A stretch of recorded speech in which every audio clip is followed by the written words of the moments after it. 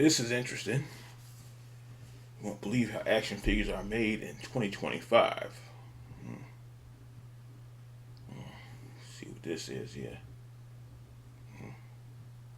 Because they're differently made than back in the 90s, early 2000s.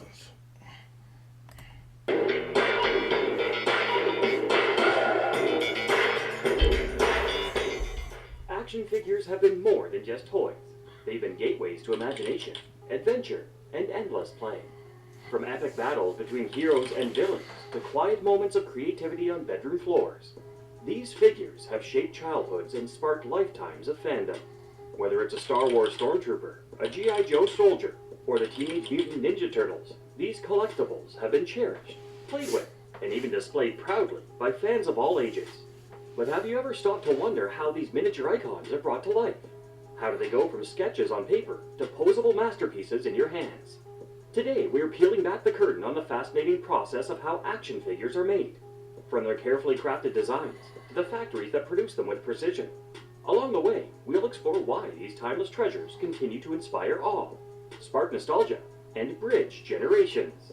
Get ready to dive into the world of action figures, where creativity meets manufacturing and childhood dreams take shape, one figure at a time.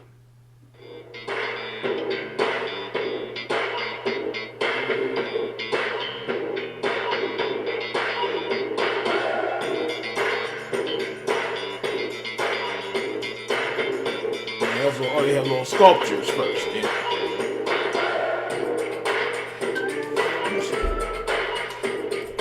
Before this guy gets started, only figures I seen made, like this guy had on IG. He had some 3D print thing.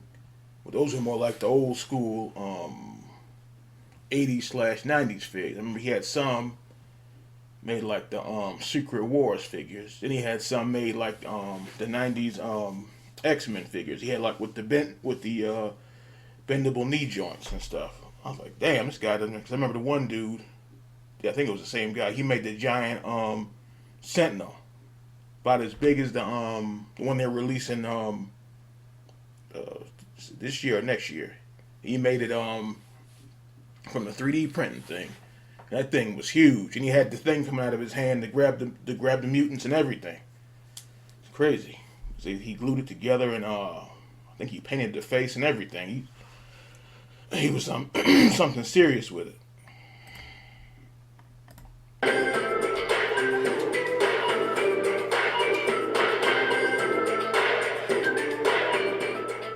The creation of action figures all began in 1964 with G.I. Joe.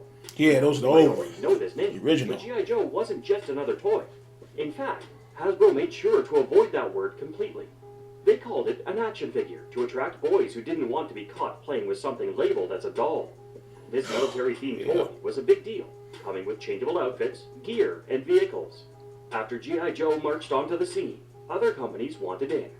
Major Matt Mason, a lesser-known figure, came into the scene in the late 1960s. Created by Mattel, this guy was an astronaut, the perfect hero for a world obsessed with the space race. He came with space-themed accessories and vehicles. G.I. Joe, fighting man for Mexico, on the land, on the sea, in the air. Then there was Captain Action, another 1960s favorite. Captain Ideal Action. Toy Company brought this figure to life with a clever gimmick. You could dress him up as superheroes like Superman, Batman, or Spider-Man. Imagine one figure transforming into your favorite comic book characters. It was every kid's dream.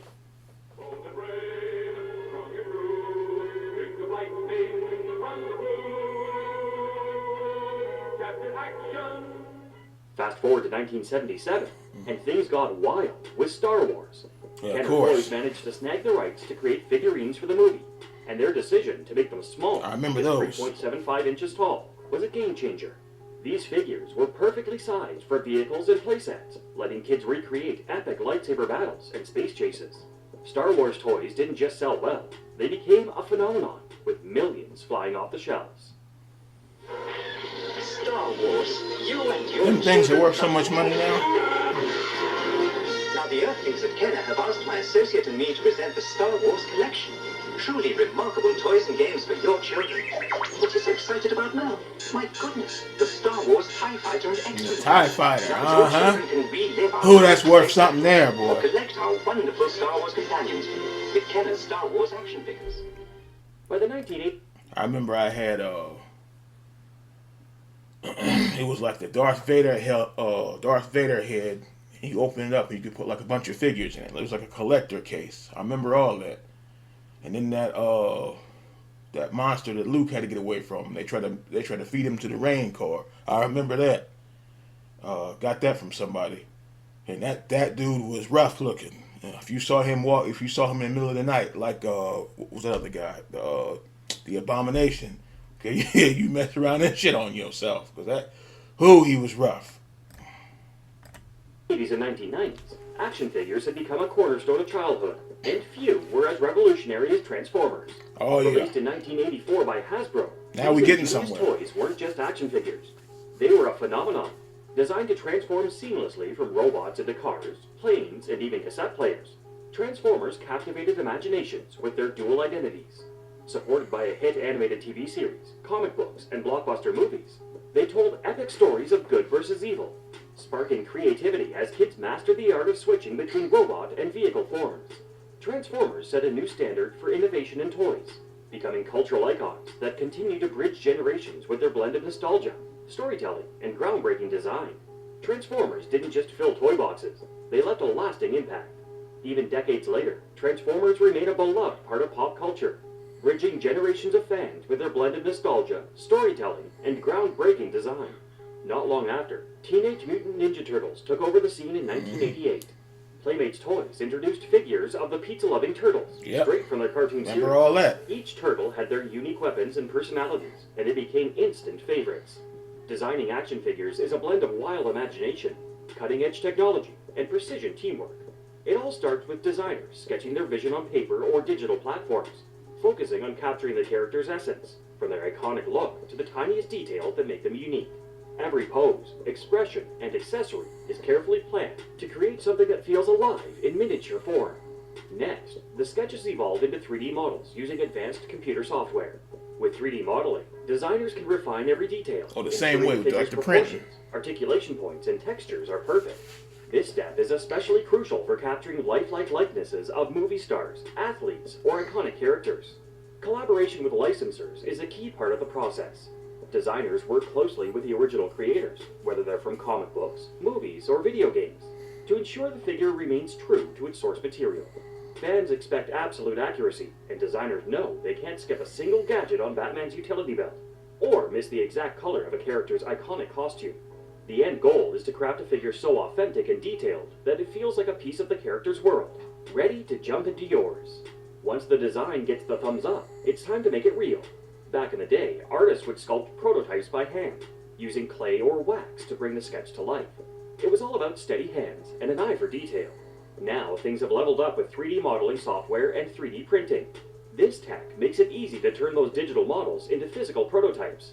Designers can test everything: the pose, the accessories, how the arms move. Okay, quick, put without some clothes breaking on sweat. Superman now. Plus, it's way faster and cheaper than traditional sculpting techniques. And just like that, the figure starts to take shape. If you've ever wondered what makes an action figure so tough yet detailed, it's all about the materials. Most figures are made from PVC and ABS plastics. PVC gives it a nice balance of flexibility and detail, great for squishy heads and detailed costumes. ABS, on the other Squishy hand, heads. is the heavyweight champ for the arms, legs, and joints that can hold a pose for so long. For high-end figures, they sneak in some metal bits, like pins or screws, to make joints super smooth and durable. And of course, they use non-toxic, fast-drying paints to bring out all those bold colors and tiny details, without poisoning your inner collector.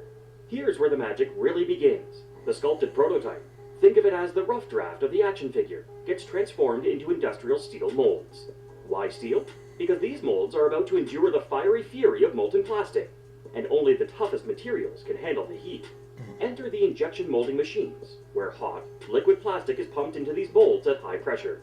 This process creates every tiny piece of the figure: heads, torsos, arms, legs, and even those iconic accessories that always seem to vanish under the couch. It's a high-stakes operation, with each piece crafted to perfection. Precision is key, No one wants a superhero whose arm falls off mid-battle, or a robot missing a leg. Every detail counts, Yeah. ensuring the final figure is ready for action. Yeah, because collectors, give you hell about that. Okay, you ain't had the figure out the package 2 days, and arms and limbs, legs is falling off. Yeah, that's one thing that'll get folks hot. Like one time I got Harley Quinn, torso, pull out the package, torso just fell off, and they said one thing is a no when it comes to the figs is gluing it back together. I was like, is he okay? I just spent $20 on this. We're not throwing it out. So either glue it back together, throw it in the trash, or get another one. So I couldn't get another one right then. So you did what you had to do with it. Better than throwing it out, to me. This is where the action figure truly starts to come to life. Once the parts are cooled and popped out of their molds, it's time for assembly, a process that's part precision engineering, part creative craftsmanship. Like a 3D puzzle, each piece is carefully fitted together. Machines take care of the heavy lifting, snapping larger parts into place, while skilled workers tackle the intricate details, like inserting tiny screws or pins to ensure every joint moves smoothly. And for those high-end figures, articulated joints, flexible elbows, rotating hips, pivoting shoulders are added, creating a dynamic range of motion. Here's where your figure goes from ordinary to extraordinary. Base colors are sprayed on with airbrushes, giving the figure its foundation. Then, skilled painters grab tiny brushes to add those jaw-dropping details, like facial expressions, logos, or that perfect sparkle in Iron Man's eyes. This stage is peak artistry. While automated machines handle broad strokes, it's the steady hands of talented artists that bring these figures to life. Every stroke, every detail is checked, and double-checked. Because, let's face it, no one wants a lopsided Spider-Man, or a villain with a wonky grin. This is where the figure becomes not just a toy, but a work of art. Once the paint dries, it's time to lock and load. Accessories are carefully attached, whether it's a superhero's cape, a knight's sword, or a blaster for that galaxy-saving adventurer. These finishing touches add personality and give the figure its signature look. Every piece is tested to ensure it fits seamlessly, with no loose parts or awkward angles. The joints are put through their paces, twisted, bent, and flexed to ensure they can hold that heroic pose or action-packed stance without falling apart. Durability checks are a must, ensuring these figures can handle intense battles, epic adventures, and even an accidental trip to the floor. The action figure's journey isn't complete until it's dressed to impress, and that's where packaging and branding step in. Think of it as the hero's grand entrance. Decades ago, Star Wars changed the game, not just with its legendary toys, but with how they were presented. Kenner's iconic blister card packaging was revolutionary. A clear plastic bubble showcasing the figure in all its glory, framed by vibrant character artwork and bold movie branding. It wasn't just packaging, it was a window into a galaxy far, far away, practically shouting, "Take me home." Today, that tradition continues. Packaging is designed to grab attention from the get-go. Bold colors, dynamic graphics, and striking logos make each box a statement. A Spider-Man figure might leap across the packaging, or a Transformers logo might dominate the front, demanding to be noticed. Every design choice is carefully crafted to ignite excitement in kids and collectors alike. But packaging isn't just a flashy wrapper, it's part of a legacy. For collectors, it can make or break a figure's value. The term mint in box is the holy grail for enthusiasts, referring to pristine, unopened packaging. In many cases, the box itself becomes as iconic as the figure inside, preserving a slice of nostalgia and adding another layer to the story. Whether it's destined for a kid's toy chest or a collector's display, great packaging is the final touch that transforms an action figure into a must-have masterpiece. These days, action figures are cooler than ever. Thanks to AI and 3D scanning, today's figures are almost too realistic. Designers use these technologies to get every little detail just right, from the folds in a cape to the exact expression on a character's face. It's like having a mini version of your favorite character right there with you. And fans aren't just buying, many are creating. Customizable figures and Kickstarter campaigns are letting people make their dream figures a reality. If there's a character you've always wanted but no one's made, there's probably a fan out there already working on it. How's that for empowering collectors? The love for action figures doesn't stop at the toy shelf. Thanks to conventions and online communities, these figures are living on in new ways. Whether it's at Comic-Con or in Facebook groups and Reddit threads, fans are sharing their collections, hunting for rare finds, and connecting over their love of action figures. These toys are more than just plastic. They connect generations, spark creativity, and keep fandoms alive. Safe to say, they're not going anywhere anytime soon. Which action figure do you still have sitting on your shelf today? Or maybe there's one you wish you never let go of. Let us know in the comments. If you enjoyed this trip down Toy Memory Lane, be sure to subscribe and ring that bell to join us for awesome stories behind the things we loved growing up. Yeah, that's Industrial Craft. Yeah, check those guys out, cause man, this is something. But yeah, I forgot about the custom things. You see them all over IG, and some of them. I said this before. The custom is so damn good. It looked like he if you didn't know it was a custom, looked like he bought the damn thing out the store. Know about that? That's how good it looked. He had that mess takes time, because he takes the figure apart, puts it back together, heats up the parts, separate and make sure that they don't get scuffed up and all this kind of stuff. So that mess takes time, boy. This guy made like, let's say it's a builder figure you can't get Venom or something, and he's sold out or whatever he is. As the guy's like, all right, I'll make my own. Guy paints the spider and the eyes and everything, and spider on his chest, and look like he just bought it. And so yeah, I'll be able to wonder how different figures were made in the '80s compared to now. And they said they said back then it was clay models, but like G.I. Joes and all that kind of stuff. Cause then you had to put the little O-ring and all that kind of stuff. Then the He-Mans are fixing those legs and stuff. But yeah, just wondering how they put the stuff together. But yeah, I guess a lot of the stuff now. I guess I thought it was just certain figures. But I guess everything now is the 3D print thing. Yeah, but I still can't get over that guy that made the giant Sentinel. Something serious.